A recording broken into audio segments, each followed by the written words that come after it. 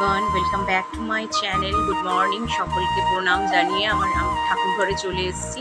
জয় শ্রীকৃষ্ণ, রাধে রাধে। আর দেখো, আজকে বাজার থেকে অনেক ফুল আনা হয়েছে, যেহেতু শনিবার ঠাকুর পুজো করতে হবে। তো ঠাকুরের আসনটা আগেই আমি প্রথমে পরিষ্কার করে নিলাম, জানো তো। আর এই ময়ূর পঙ্খটা আমি আমার শ্রীকৃষ্ণের হাতে দিই, কিন্তু কিছুতেই না, হাতে আমি দিতে পারছিলাম না, বারবার দিচ্ছিলাম আর প্রভু যেন নিচ্ছিল না। তো প্রভুকে অনুরোধ করে তারপর আমি আবার দিয়ে দিলাম ময়ূর পঙ্খটা। আর সমস্ত ঠাকুরদের আজকে তোমাদের দর্শন করালাম গাইজ, আমার রাধা রানী এবং শ্রীকৃষ্ণকে। আর দেখো, এখানে লাল জবাগুলো কি সুন্দর, খুব সুন্দর সুন্দর জবা। তো আর একটু ব্যালকনিতেও চলে এসেছি। আর আজকে আমার গাছেও জানো তো অনেক কটা বেশ জবা ফুল ফুটেছে, দেখতে পেলে।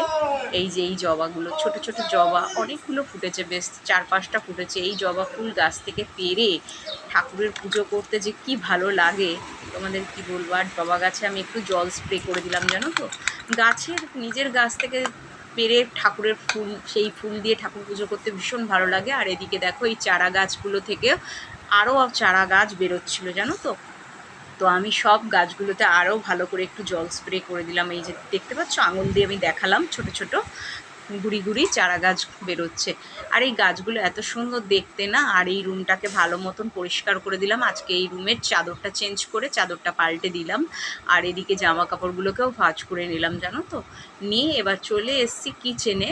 কিচেনের ফ্লোরটা পরিষ্কার করে কিছু বাসন ধুয়ে মেজে রেখেছিলাম, সেগুলোকে এখন দেখো জল ঝরাতে দিয়েছি নিচে। আর এই যে থালা দুটো এখন বাসনের ঝুড়ির ওপরে রেখে দেবো। এই যে জলগুলো ঝরিয়ে এই যে বাসনের ঝুড়ির মধ্যে সব রেখে দিলাম। আমি এই বাসনের ঝুড়িটাই ব্যবহার করি, থালা বাসন ধুয়ে সব জল ঝরাতে এই বাসনের ঝুড়ির ওপরেই দিই। আর এখানে দেখো, সমস্ত কাপ ডিশ বাটি ঘটি যা ছিল সব ওয়াশ করে ভালো করে ধুয়ে গুছিয়ে রাখলাম। এইটা হচ্ছে আমার র্যাক কাপ প্লেট রাখার। তো দেন তারপর আমি রান্নাঘরের আলো নিভিয়ে চলে এসেছি বেডরুমে।